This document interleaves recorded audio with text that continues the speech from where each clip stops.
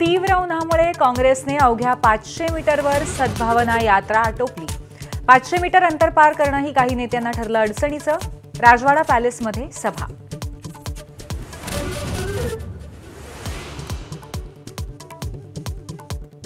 नाशिकमधल्या ठाकरेंच्या निर्धार मेळाव्याला सुरुवात। विविध योजनांवरनं आदित्य ठाकरेंचा सरकारवर हल्लाबोल। शिबिरात होणार सखोल चिंतन आणि चर्चा।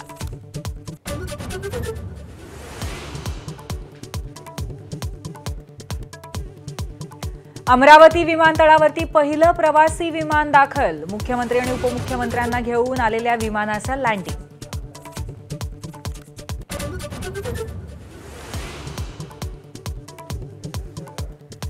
एकनाथ शिंदे आणि राज ठाकरेंची काल शिवतीर्थावरती 1.5 तास भेट। स्नेहभोजनासह बाळासाहेब ठाकरेंच्या आठवणींना उजाळा दिल्याची शिंदेंची प्रतिक्रिया। तर मनपा निवडणुकीची मोर्चे बांधणी असल्याची चर्चा।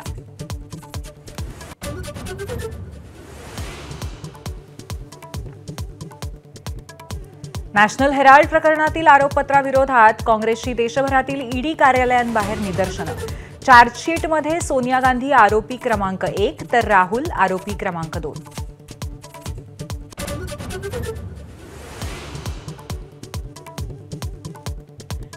काँग्रेस खासदार प्रियंका गांधींचे पती रॉबर्ट वाड्रांची आजही ईडी चौकशी करणार।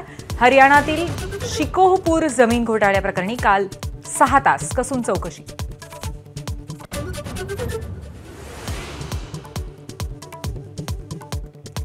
नाशिकच्या काठेगल्ली परिसरातील अनधिकृत सातपीर दर्गा हटवला। कारवाई दरम्यान झालेल्या दगडफेकीत 31 पोलीस अधिकारी आणि कर्मचारी जखमी।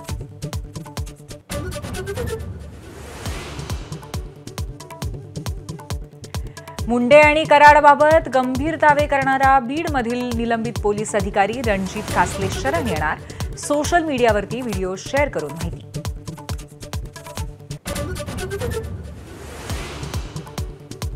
नागपूर हिंसाचारातील आरोपीच्या घरावरती बुलडोझर चालवल्याप्रकरणी मनपा आयुक्तांनी कोर्टात बिनशर्त माफी मागितली। राज्य सरकारचं परिपत्रक नसल्यामुळे कारवाई केल्याची कबुली।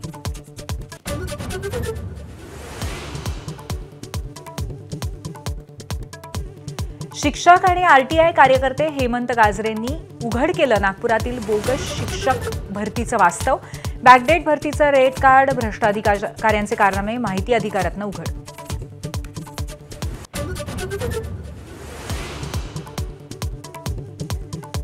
मंगेशकर रुग्णालयाने आमची बदनामी केली। भिसे कुटुंबाचा आरोप। डॉक्टर घैसासांनीच आयव्हीएफ ट्रीटमेंट करायला सांगितल्याचा दावा।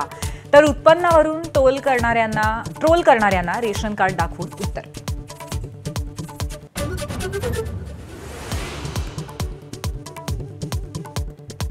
तनिषा भिसेंच्या कुटुंबियांनी आरोप केलेल्या डॉक्टर सुश्रुत घैसास यांना इंडियन मेडिकल असोसिएशनचा पाठिंबा।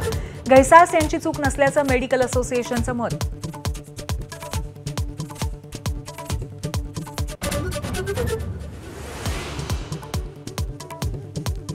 लोणावळ्यातल्या आंबीवालीच्या 707 एकर जमिनीवरती ईडीकडून ताज सहारा समूहाशी संबंधित संस्थांकडनं वळवलेल्या निधीतनं बेनामी जमीन खरेदीचा आरोप।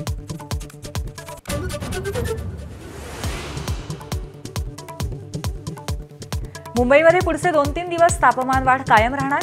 तर दक्षिण मध्य महाराष्ट्र आणि मराठवाड्यासह विदर्भात अवकाळी पावसाचा इशारा। एबीपी माझा, उघडा डोळे बघा नीट।